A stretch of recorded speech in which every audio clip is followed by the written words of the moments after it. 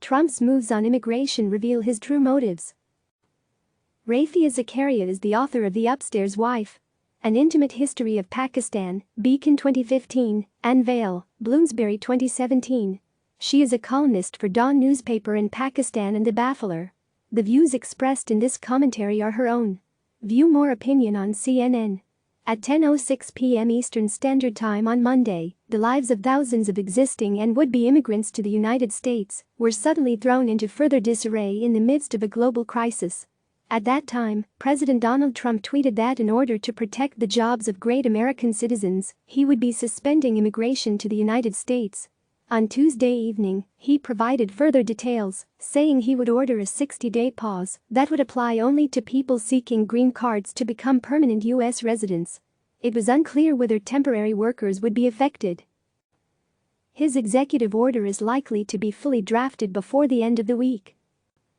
This imminent suspension of the issuance of work visas and green cards for employment-based immigrants shows, among other things, how the Trump administration is planning to use the COVID-19 pandemic to further its agenda of severely limiting immigration to the United States. In-person immigration processing had already been suspended owing to the virus, following the closure of consulates and United States Citizenship and Immigration Service (USCIS) processing centers. However, the suspension of processing, which has been in place for several weeks, differs from the hold on green card applications that has just been announced by the president, in that it's a cessation based on policy desires and not pandemic-related closures. In the former case, those waiting for new visas and those whose H-1B visas were running out were given a 60-day period in which to file their claims. During that time, they could remain in the country. It now seems those temporary residents may not be affected immediately by the executive order. However, many of those visa holders would have been waiting to convert their status to permanent residency. The typical H-1B or O visa holder, who applies for a green card, is very likely to be a skilled or talented professional who has lived and worked in the U.S. for several years. With the president's announcement, those applicants for new visas will be thrown into chaos and may well have to leave. In a statement following the president's Monday tweet, White House Press Secretary Kayleigh McEnany stated that the move was made to protect the health and economic well-being of Americans, a veiled but transparent reference to the virus, though the United States has the highest number of cases globally. Her statement said further, "Decades of record immigration had produced lower wages and higher unemployment for our citizens, especially for African American and Latino workers." This White House line claiming that immigration hurts American citizens is incorrect.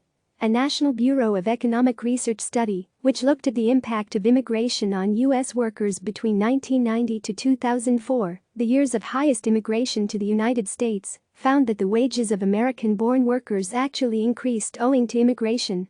Beyond the mistruths offered to justify it, this action on immigration is likely to be yet another shock to the already flailing economy.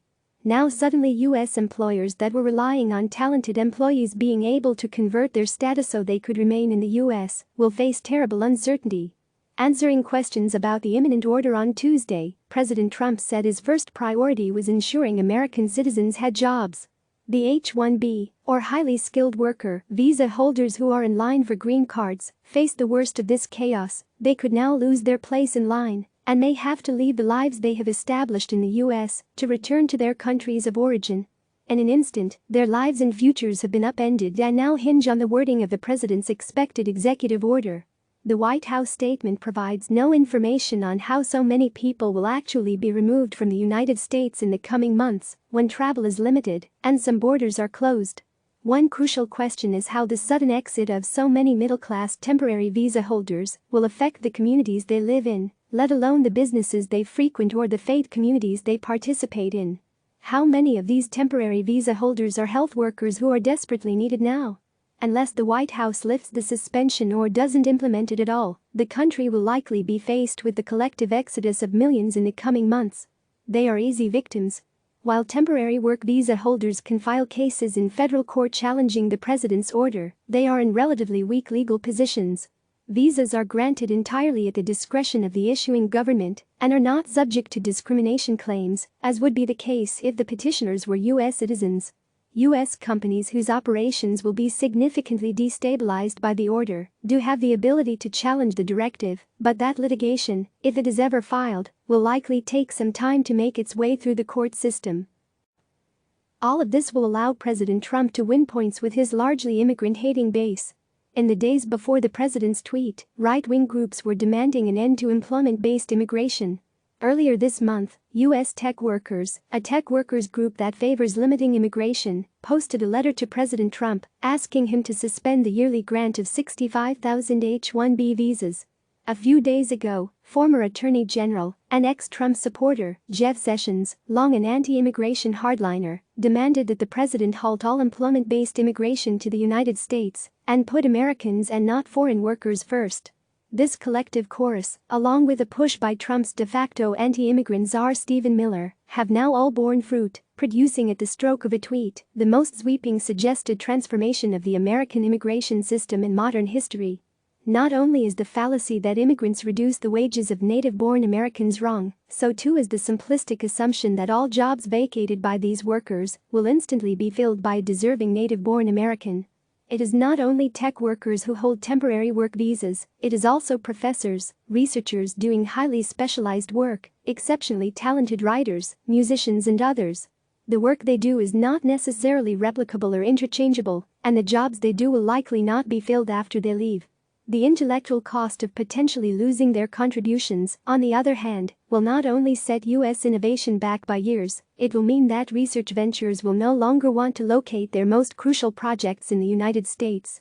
Without the possibility of becoming U.S. citizens, exceptionally gifted and talented immigrants, the ones eligible for O visas, may not want to bring their talents to us after all. Such an action from the president would essentially render the America most of us know, long the nation of immigrants and home to innovation and diversity, unrecognizable. Even worse, the terribly high rates of unemployment that are likely to emerge out of the COVID-19 crisis will make it difficult for a potential Democratic president like Joe Biden to undo or easily unravel the disastrous impact of such an illogical move. The system of employment-based immigration that rewards technical expertise, hard work, research and artistic excellence is complex and interconnected, far easier to destroy rather than to reconstruct.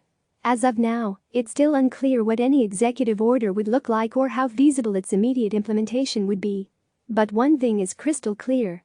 Under the cover of attending to the employment impact of COVID-19, the Trump administration has initiated changes that could transform the way America looks and works, and thinks for a long time to come. Click subscribe to receive the latest news.